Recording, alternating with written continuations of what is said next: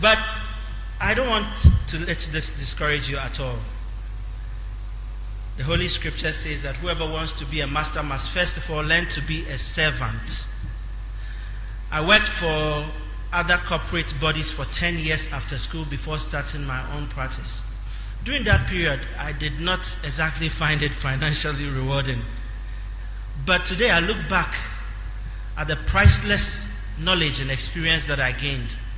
I look back at the invaluable contacts that I made during that period. And boy, I thank God that I had the patience and the humility to serve. Somebody here, please, you need to have patience and humility.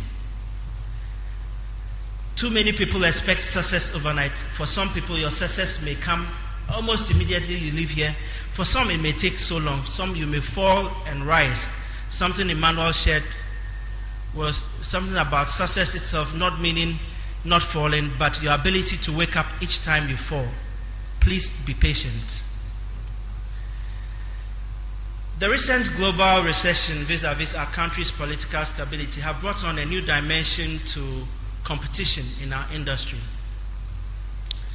My mates, your mates, who left the shores of this country many years ago to seek education and other things outside, can no more find employment. Are you aware? People are being laid off all over the world, and they have no options but to look back home. Many are coming back home. We are glad to welcome them back home. But listen to the kind of stories that they come back with. They are going to tell your employers, prospective employers, they are going to tell your prospective clients, I schooled in UCLA. I schooled in Boston. I schooled in Columbia University. I was in MIT. I was in Harvard. In fact, they are coming back with such professionalism and aggression. Are you ready to compete with them? Some are even going to tell your prospective employers, I was part of the team that designed the Hong Kong airport scheme, you know. Maybe he was just a cleaner in the office that worked on that scheme. What is going to be your own story? Today, many other Africans, Europeans are coming into our country to look for jobs. What is your competitive edge? When you say you are a graduate from KNUST, what are you bringing? Are you bringing on an extra knowledge and understanding of our climate, an extra knowledge and understanding of the needs of the people that is going to give you an edge in the industry? Gentlemen, ladies, way back the competition was out there. Today it's being brought to our doorsteps. You can't lose on home grounds. You have to be alert. You have to be awake and sharp. Otherwise, you'll be losing on home soil. Now, let me go on quickly to the better message of encouragement. A friend of mine was telling me that, SM, these days, all roads lead to Ghana. I said, wow, it's a fine time to be a Ghanaian professional in the building industry. With a GDP of 6.2%, with inflation at 10.8%, heading steadily towards single digits. With oil in the offing, it's a fine time to be a Ghanaian. In my observation, though, this industry has two major obstacles. That is my personal observation. The non-authenticity of lands, I mean, I don't know how to really put that into other words, but it's crazy how lands get sold and resold and indentures and all about same land. We need some prayer and fasting about land ownership in this country. The second problem, I think, is that of lack of funding. For what I see, the banks are getting more interested in financing projects, and it's a good sign for all of us in this industry. But I'll tell you something, in every aspect of this country, whether it is in medicine, architecture, planning, land economy, every aspect, there is congestion at the bottom and no competition at the top.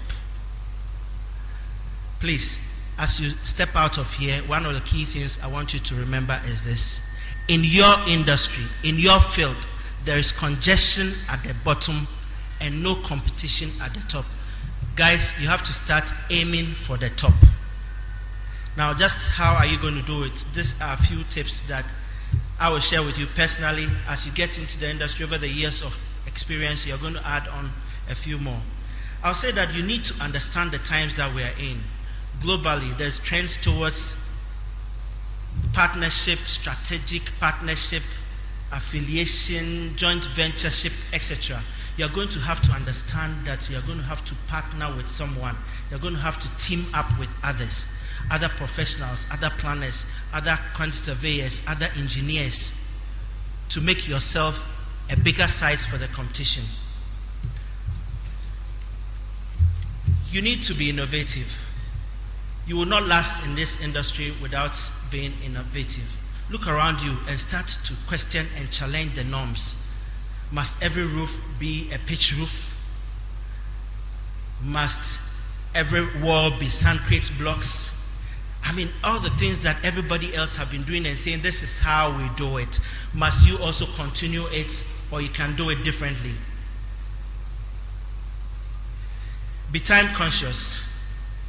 Time is money. In this industry, more than 90% of all our projects, sad to say, get completed so much behind time. And it's all because all of us are not time conscious. Years ago, I had a call, a client inviting me to a first meeting. They fixed the meeting for 10 a.m.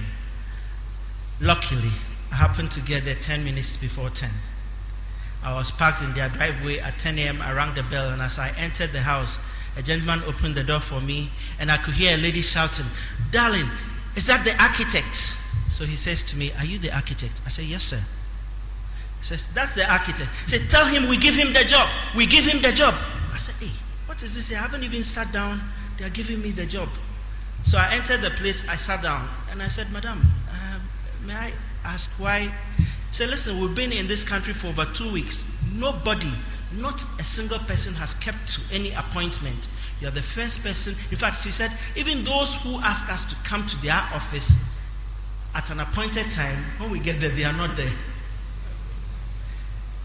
Guys, if you keep to time, if you are punctual, if you are timeless in your delivery, it could translate into a lot of jobs and money, and a lot of respect as well in the industry.